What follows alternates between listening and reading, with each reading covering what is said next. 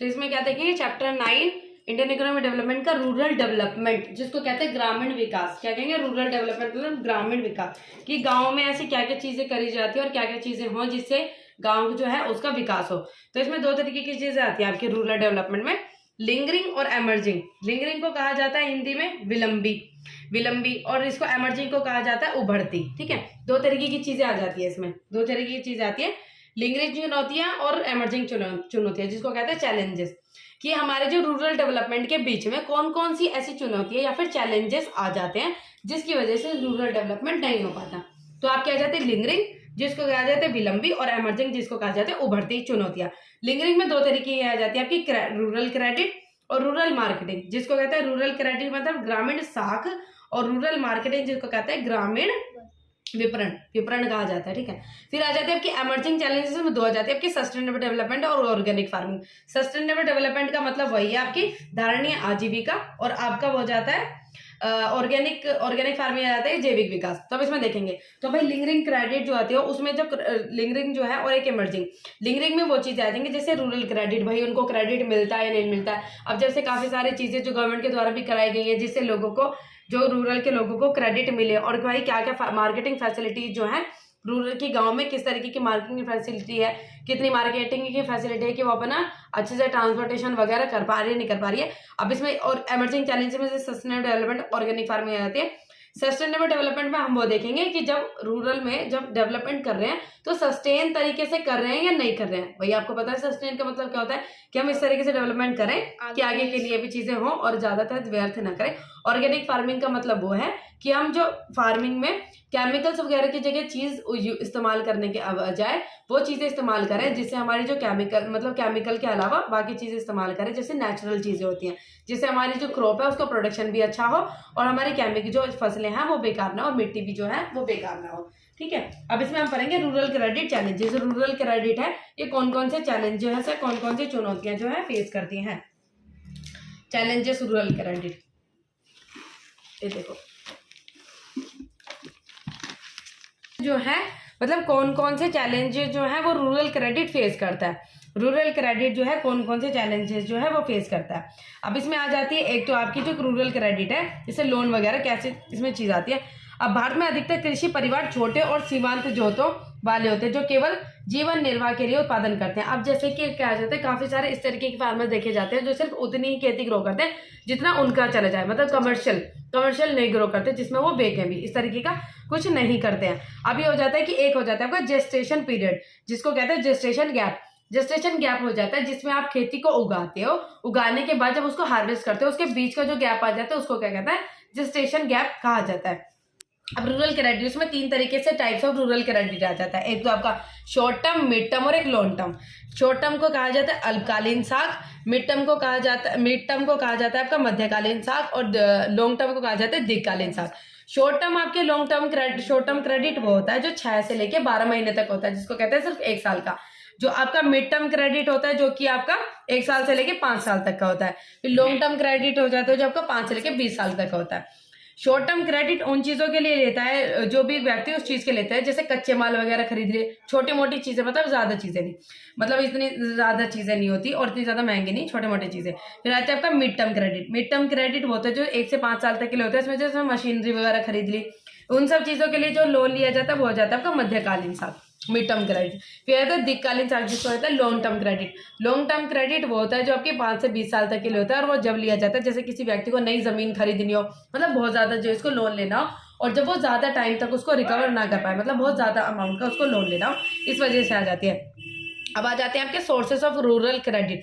जो गांव में जो लोग हैं वो लोन कौन कौन से सोर्सेस से लेते हैं, कौन कौन से तरीके हैं जहां से वो लोन ले सकते हैं। अब हमने पिछले उसमें पढ़ा था, कुछ ऐसे आपके वैसे सोर्स आ जाते हैं बैंक वगैरह, कुछ गाँव के लिए इस तरीके के सोर्स होते हैं जैसे वो जमींदार वगैरह से लोन लेता है। ठीक है, तो दो तरीके के होते हैं जिसको कहते हैं नॉन इंस्टीट्यूशनल सोर्सेस और इंस्टीट्यूशनल सोर्सेस।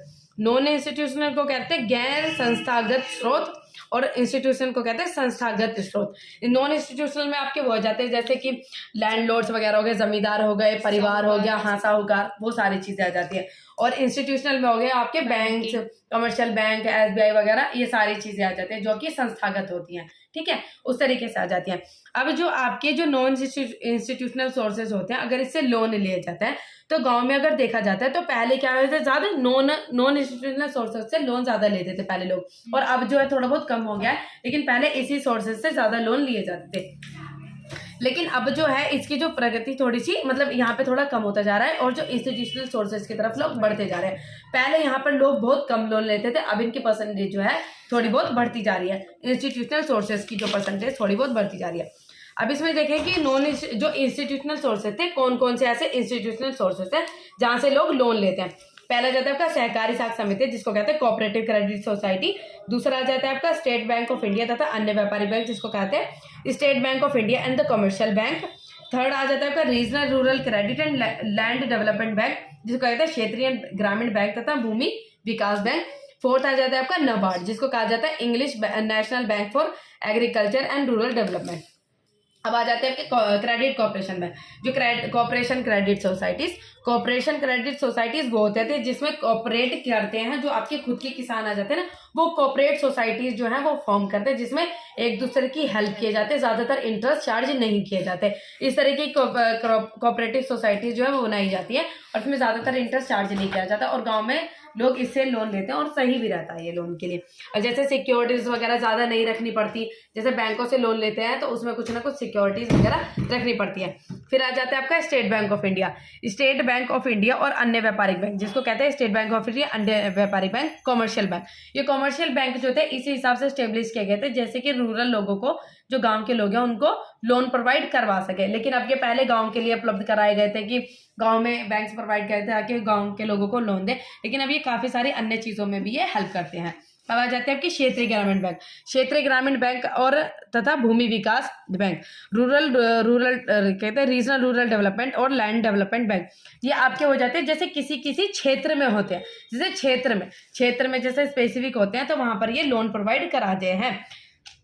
जैसे आपके कुछ लोगों ने अलग अलग तरीके की चीजें बनाई हुई हैं। फिर आ जाता है आपका क्या कहते हैं नबार्ड जो थी इसकी फुल फॉर्म है national bank for agriculture and rural development, Hindi में कहते हैं राष्ट्रीय कृषि एवं ग्रामीण विकास बैंक, जिसको कहते हैं नबार्ड। ये क्या है, ये स्पेशली उन लोगों के लिए फंडिंग्स के लिए बनाए गए थे जो आपके लोकल एरिया होते हैं, जो कृषि वगैरह होते हैं और जो गांव में लोग रहते हैं, ठीक है, उनके लिए, ताकि जैसे अगर उनको सही से कंफर्टेबल नहीं लगता था बैंक से लोन लेना, उनसे लेते थे, नॉन इंस्टीट्यूशनल सोर्सेज से लेते तो उनको काफी ज्यादा भारी पड़ता था, डेब्ट ट्रैप में फंस जाते थे। इस वजह से जो नबार्ड है वो एक इशू कराई गई जिससे कि लोगों को लोन लेने में आसानी हो और ये लोन लेकर अपने काम को अच्छे से आगे कर सके। तो ये क्या करती है, ये उन संस्थाओं के लिए सर्वोच्च कोष प्रदान करने वाली एजेंसी के रूप में कार्य करता है, जो ग्रामीण क्षेत्रों में साख प्रदान करती है। गाँव के लिए स्पेशली उन लोगों को ये लोन जो है वो प्रोवाइड करती है। अब इसमें देखेंगे रूरल बैंकिंग क्रिटिकल इवोल्यूशन। जो रूरल बैंकिंग है, अब जो रूरल बैंकिंग है इसको काफी सारे चीजों का सामना करना पड़ता है। अभी ये जब रूरल बैंकिंग है इसमें हमने देखी चीजें, अब इसमें काफी सारी चीजों का सामना भी इनको करना पड़ता है। तो कौन कौन सी ऐसी प्रॉब्लम्स इनके मध्य में आ जाती है जिससे कि जैसे बैंक्स वगैरह से लोन लेने में इनको डिफिकल्टीज होती जाती है। अब ये देखेंगे इसमें सफिशिएंसी, एक तो हो जाता है इसमें इनसफिशिएंसी। इनसफिशिएंट का मतलब है जैसे आपके क्या कहते हैं संस्थागत जो बैंक होते हैं, जिन संस्थागत जिससे आप लोन ले सकते हैं, इंस्टीट्यूशनल जो है जिनसे आप लोन ले सकते हैं, इसमें क्या हो जाता है, ये ज्यादातर पॉपुलेशन को कवर नहीं करते। ये क्या हो जाते हैं, ज्यादा डिमांड ज्यादा है लेकिन ये काफी कम लोगों को लोन दे पाते हैं। इसको कहते हैं इनसफिशिएंट होना, ठीक है। जैसे डिमांड ज्यादा है, इतने ज्यादा लोग को लोन नहीं दे पाते, तो ये एक इसकी प्रॉब्लम है, क्योंकि भाई जनसंख्या ज्यादा है उस हिसाब से लोन नहीं दे पाते। फिर आ जाता है इनएडिक्वेट coverage by the institutional sources के द्वारा इतनी ज्यादा कवरेज नहीं की जाती। फिर आ जाता है less attention to the poor family, ज्यादातर गरीब लोगों की तरफ ये इतना ध्यान नहीं दे पाते, ठीक है। अब जैसे क्या हो जाता है, और आपका inadequate amount of the sanction, जैसे कोई व्यक्ति है वो उसको चाहिए 50,000 का लोन, लेकिन वो उसको सरकार के बैंक से कितना मिलता है, सिर्फ 20,000 रुपए का। तो इस हिसाब से जैसे इनएडुकेट मतलब ये हो जाता है कि ज्यादातर लोन चाहिए लेकिन उनको कम लोन मिल पाता है। तो इस वजह से आपके ऐसे प्रॉब्लम कुछ ना कुछ इसमें अराइज हो जाती हैं। जाएगा कि challenges of the agriculture rural marketing. अब इसमें होता है कि एग्रीकल्चर जो मार्केटिंग है वो क्या होता है, जिसको कहा जाता है कृषि विपणन क्या होता है। तो कृषि विपणन से अभिप्राय किसान के केवल उस प्रक्रिया से नहीं है जिसके द्वारा वह अपने उत्पाद को बिक्री के लिए बाजार में होता है। तो कृषि विपणन का मतलब होता है जब वो ग्रोइंग से लेके मतलब क्या कहते हैं हार्वेस्टिंग तक, हाँ, जैसे सोइंग टू हार्वेस्टिंग तक ये जो प्रक्रिया होती है उसको कहते हैं एग्रीकल्चर मार्केटिंग। अब एग्रीकल्चर मार्केटिंग में भी काफी सारे प्रोसेस आ जाते हैं जिसको कहते हैं GPGPSS। जैसे कि आपके पहले ग्रो किया उसके बाद इसको प्रोसेस किया, प्रोसेसिंग के बाद इसमें क्या किया, ग्रेडिंग की, मतलब ये है कि जैसे चीजें इसमें से कौन सी सही है कौन सी नहीं, पैकेजिंग, फिर उसके बाद जाता है स्टोरिंग और सेलिंग।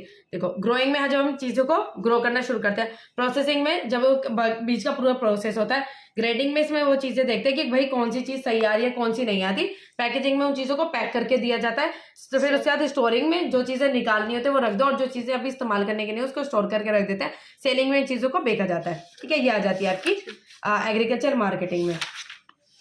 ये देखो इसमें टॉपिक दिया है डिस्ट्रेस सेल। डिस्ट्रेस सेल का मतलब वो होता है जैसे मानो कोई भी किसान है, जब किसान अपने किसी भी लोन को अगर नहीं पूरा कर पाता किसी भी चीज को, तो उसके पास जो लैंड वगैरह होती है या फिर जितनी उसके पास वो होती है ना खेती वगैरह जितनी होती है, जितना वो हार्वेस्ट करके लाता है उसको वो मतलब वैसे ही अगर कम दाम है उसमें भी बेच देता है उस चीज को कवर करने के लिए, उसको कहते हैं डिस्ट्रेस सेल। डिस्ट्रेस सेल का मतलब आपात बिक्री उसको कहा जाता है। आपात बिक्री उस स्थिति में से कहा जाता है जिसके किसान अपनी फसल को कटाई के तुरंत बाद बेचने के लिए विवश हो जाते हैं, भले ही बाजार कीमत कितनी भी कम हो। तो उसमें वो इस हिसाब से किसान की कंडीशन बन जाती है कि अगर उसको कम पे भी वो चीज बेचनी पड़ रही है ना तो वो बेच देगा, इस हिसाब से आपकी हो जाती है, उसको कहते हैं डिस्ट्रेस सेल। अब आ जाते हैं defect of agriculture marketing. Agriculture marketing में कौन कौन से डिफेक्ट जो है वो आते हैं, इसमें टॉपिक नहीं है लेकिन मैं बता देती हूँ एग्रीकल्चर मार्केटिंग में कौन कौन से जो है डिफेक्ट आ जाते हैं एग्रीकल्चर मार्केटिंग में। अब एग्रीकल्चर जो मार्केटिंग होती है कौन कौन से डिफेक्ट आ जाते हैं, कौन कौन सी कमी आ जाती है agriculture. Lack of the transportation, जब व्यक्ति है जो एग्रीकल्चर मार्केटिंग जब करता है तो अच्छी परिवहन की मतलब सारी सुविधाएं ना मिलने की वजह से एक तो वो आ जाती है लैक ऑफ ट्रांसपोर्टेशन जिसको कह जाते हैं। फिर आ जाती है आपकी फोर्स्ड सेल जिसको कहा जाता है डिस्ट्रेस सेल की कंडीशन आ जाती है जिसमें व्यक्ति को अपने मतलब कम कीमत पे भी जो है चीजें बेचनी पड़ जाती है, ये कंडीशन है जो उसमें दिक्कतें आ जाती है एग्रीकल्चर मार्केटिंग में। फिर चेंजेस इन मार्केटिंग, अब जैसे मार्केटिंग है पैटर्न में एकदम से चेंज हो जाना और उनकी इसकी इंफॉर्मेशन उसको ना मिलना, उस वजह से भी एक सारी चीजें एक प्रॉब्लम ये भी आ जाती है। फिर आ जाते हैं lack of the credit facilities, लोगों को उधार की फैसिलिटीज नहीं मिल पाना, उस वजह से भी एग्रीकल्चर मार्केटिंग में ये एक प्रॉब्लम आ जाती है। फिर हो जाते हैं प्रेजेंस ऑफ मिडिल मैन, जो मिडिल मैन मतलब जो बीच का वर्ग है वो बीच में आ जाता है तो वो भी कुछ ना कुछ पैसे खाता है जिसकी वजह से वो भी एक कंडीशन आ जाती है। अब ये देखिए measures initiated by the government to improve marketing system. अब गवर्नमेंट की वजह से सरकार ने ऐसी कौन कौन सी चीजें की हैं जिससे जो मार्केटिंग का सिस्टम है वो अच्छा किया जाए। अब गवर्नमेंट ने क्या चीज की, रेगुलेटेड मार्केटिंग जिसको कहते हैं नियमित मंडियां। अब गवर्नमेंट ने रेगुलेटेड मार्केट चलाई जिससे व्यक्ति को क्या होगा, नियमित मंडियां चालू कर दी। अब एक मंडी में हाँ मिडिल मैन होता था वो हाँ मिडिल मैन हट जाएगा और डायरेक्ट मंडियों में सामान बेचना और रेगुलर लगेगी ये चीजें, ठीक है। ऐसे नहीं कि भाई आपने देखा होगा मंथली मतलब उससे लग रही है कि वीकली लग रही है, कोई एक पर्टिकुलर डे लग रही है, नहीं, ये नियमित आपकी रेगुलर मंडी होगी। अब आपने देखा होगा जो कोई व्यक्ति है जो डायरेक्ट उसको सामान खरीदना हो वो ज्यादातर सामान खरीदना डायरेक्ट मंडी में जाता है, तो नियमित मंडियां चला दिए। फिर आ जाता है आपका कोऑपरेटिव एग्रीकल्चर मार्केटिंग सोसाइटी जिसको कहते हैं सहकारी कृषि विपणन समितियां। ये समितियां जो है वो बनाई गई जिसको कहते हैं जिसे बेटर बार्गेनिंग सिस्टम वो कर सके। जैसे कोऑपरेटिव एग्रीकल्चर मार्केटिंग सोसाइटी बनाई गई जैसे किसी भी चीज का दाम वगैरह लगवाना ये चीजें आराम से कर सकती है। फिर आपको बताया था provision of warehousing facilities, भंडारण सुविधाओं का प्रबंधन। अब जैसे हुआ कि इसमें वेयर हाउसिंग की फैसिलिटीज उनको प्रोवाइड कर दी गई, जैसे कोई व्यक्ति होता था उसके पास ज्यादा स्टोर रखा रहता था तो उसको कम दाम में भी भाई उसका जो सामान है वो बेकार न हो जाए, कम दाम में भी बेच देता था, उसको कहा जाता है आपात बिक्री जिसको कहा जाता है डिस्ट्रेस सेल। तो वो कंडीशन भी हट गई जब यहाँ पे वेयर हाउसिंग की फैसिलिटीज जो है उनको प्रोवाइड करा दी जाएगी ये सरकार की तरफ से। फिर आ जाएगा सब्सिडाइज ट्रांसपोर्ट। सब्सिडाइज ट्रांसपोर्ट का मतलब है रियायती यातायात। इसमें ये सब्सिडाइज ट्रांसपोर्टेशन जैसे ट्रांसपोर्टेशन में भी काफी ज्यादा उनका खर्चा लगता है, इस तरीके की सुविधाएं भी उनको उपलब्ध करा दी गई, ठीक है। फिर आ जाता है आपका डिसेमिनेशन ऑफ इंफॉर्मेशन, सूचना का प्रसार। लोगों को इन्फॉर्मेशन ना होने की वजह से अब जैसे मानो किसी चीज के प्राइस बढ़ गए, उनको इन्फॉर्मेशन नहीं पता, वो सस्ते रेट पे भी बेच देते हैं। और जैसे किसी भी चीज की कोई कंडीशन है बहुत ज्यादा डिमांड हो रही है, उनको नहीं पता और उनके पास स्टॉक रखा हुआ है, तो वो स्टॉक रखा रखा सड़ जाता था। तो इस वजह से भी उनको इस तरीके से सिचुएशन कराई गई ताकि उनको इन्फॉर्मेशन अवेलेबल हो।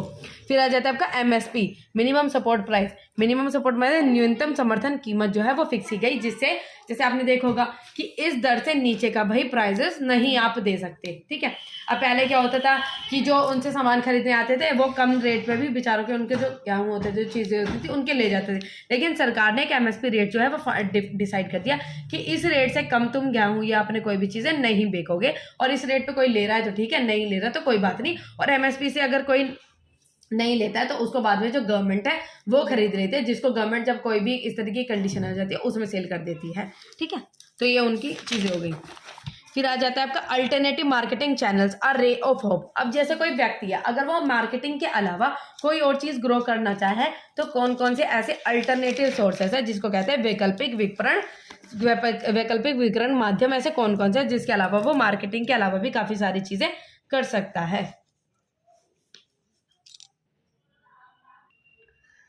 तो इसमें क्या होता था कि अल्टरनेटिव मार्केटिंग चैनल्स की कौन कौन सी ऐसी हैं अलग सी चीज़ें जिसे हम मार्केटिंग के अलावा भी अलग अलग चीज़ें कर सकते हैं। अब ये देखो, इसमें एग्रीकल्चर डाइवर्सिफिकेशन यही बताएगा कि कृषि विविधीकरण कौन कौन से। एग्रीकल्चर डाइवर्सिफिकेशन का मतलब है कि हम एग्रीकल्चर के अलावा भी काफ़ी तरीके की ऐसी चीज़ें कर सकते हैं एग्रीकल्चर के अलावा, जिससे हम अपनी फाइनेंशियल कंडीशन को अच्छा कर सकते हैं।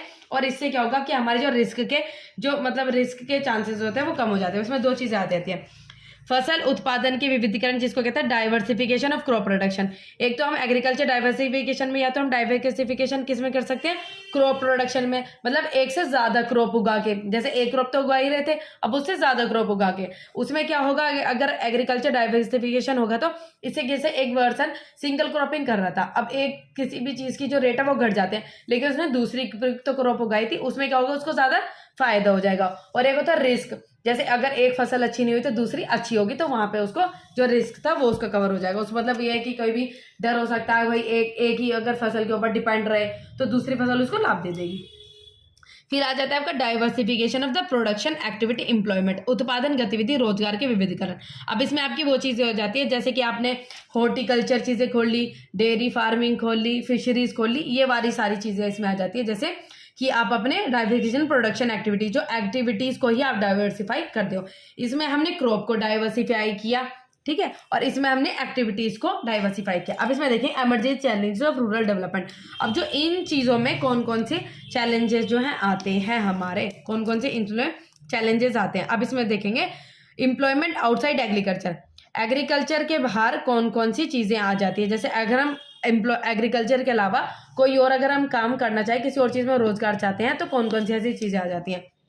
एनिमल हस्बेंड्री, एनिमल हस्बेंड्री एक काम है जिसमें पशुपालन जिसको कहा जाता है, इसमें भी काफ़ी सारी चीज़ें हैं, आप काफ़ी सारे रोजगार हैं जिसमें व्यक्ति कर सकता है इसमें, ठीक है। लेकिन इसमें प्रॉब्लम क्या आ जाती है, इसमें क्या हो जाता है, जैसे अगर आप पशुपालन कर रहे हो, अगर अच्छे खासे डॉक्टर नहीं मिलते, डॉक्टर उनको पशु को कोई बीमारी हो जाए, कोई इस तरीके की बीमारी हो जाए तो सभी जानवरों में फैल जाए और उसका सारी चीज़ें उसी के ऊपर डिपेंड है, तो इस वजह से आपकी इसमें प्रॉब्लम अराइज हो जाती है। फिर आ जाता है आपका फिशरीज, ठीक है, मछली पालन, जो मछली पालन क्या कहते हैं, मत्स्य पालन जो है ये भी काफ़ी एक पुराना टॉपिक है। इसमें भी कहा जाता है कि हम जैसे एग्रीकल्चर के अलावा जो मछलियाँ का ये व्यापार किया जा सकता है, लेकिन मछली का जो व्यापार है काफ़ी ज़्यादा पुराना है, लेकिन इसमें भी क्या ये कर सकते हैं, लेकिन इसमें से इतनी ज़्यादा प्रोडक्टिविटी नहीं होती, इतना बेनिफिट इसमें नहीं होता, इतना ज़्यादा फायदा इसमें नहीं मिल पाता, इसका ये नेगेटिव पॉइंट है। फिर आता है हॉर्टिकल्चर, उद्यान विज्ञान या बागवानी, ये चीज़ इसमें कही जाती है। इसमें क्या हो जाता है, जैसे आप वेजिटेबल्स फ्रूट्स वगैरह इसमें ग्रो कर लेते हो, ये सारी चीज़ें इसमें आ जाती हैं। और ये इसको एक क्या कहा जाता है, इसको गोल्डन रिवॉल्यूशन भी इसको कहा जाता है, ये अच्छी चीज़ है। इसमें क्या हो जाता है, अगर आप वेजिटेबल्स क्रॉप वगैरह उगाओगे तो ये क्या होती है, आपके मार्केटिंग रिस्क को कम करेंगी, और गोल्डन रिवॉल्यूशन इसको एक कहा जाता है। फिर आ जाता है cottage and house hold industries, जिसमें आ जाती है आपकी छोटे मोटे उद्योग आ जाते हैं इसमें, ठीक है। इसमें भी ये आपके एग्रीकल्चर के अलावा और अलग एम्प्लॉयमेंट का सोर्सेस है, और ये आपके बहुत ज़्यादा फायदा ही करता है। Cottage and house hold industry, जैसे अपने ही घर में थोड़ा बहुत कुछ ना कुछ लोग व्यक्ति जो है वो काम कर ले रहे हैं, इस वजह से। फिर आते हैं ऑर्गेनिक फार्मिंग और सस्टेनेबल डेवलपमेंट, जैविक कृषि और धारणीय विकास। ये क्या होता है, जैविक कृषि का मतलब वही बताया था हमने कि उसमें हम वैसे केमिकल्स वगैरह यूज़ ना करके अपने क्रॉप में नेचुरल चीज़ें यूज़ करते हैं। इससे क्या होगा, प्रोडक्टिविटी जो है ये बढ़ाती रहती है, जैसे क्रॉप्स की प्रोडक्टिविटी बढ़ाएगी, जो लैंड वगैरह जो हमारी मिट्टी खराब हो जाती थी उसको और उपजाऊ बनाने में मदद करती है, उसको बेकार नहीं करती, जो केमिकल्स बेकार कर देते। केमिकल्स क्या होते हैं, वो आपके खत्म नहीं होते, वो चलते के चलते रहते हैं। लेकिन ऑर्गेनिक मटेरियल्स होते हैं ये क्या होते हैं, आपके मिट्टी में दब जाते हैं और ये ऐसे नहीं होते, ये आपकी फसल को ज़्यादा बर्बाद नहीं करते हैं। अब ऑर्गेनिक फार्मिंग क्यों, अब ये होता है कि जैसे discard the use of non renewable resources. Organic farming होती है ये गैर नवीकरणीय संसाधनों के प्रयोग का त्याग करती है, ये होती है आपकी ऑर्गेनिक फार्मिंग।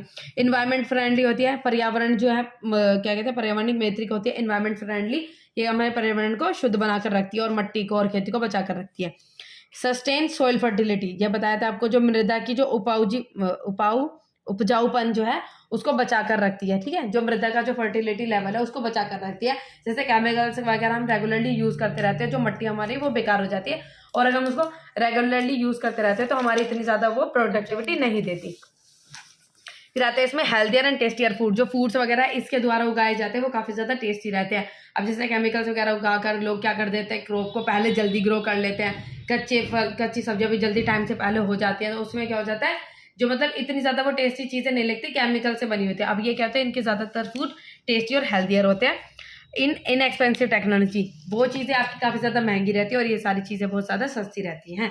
जैसे आप खाद वगैरह इस्तेमाल करते हो, उपले वगैरह काफ़ी सारी चीज़ें इस पर इस्तेमाल कर लेते हो, तो ये आपके ऑर्गेनिक फार्मिंग के अंडर में आ जाती है, ठीक है। तो ये कंप्लीट हो गया।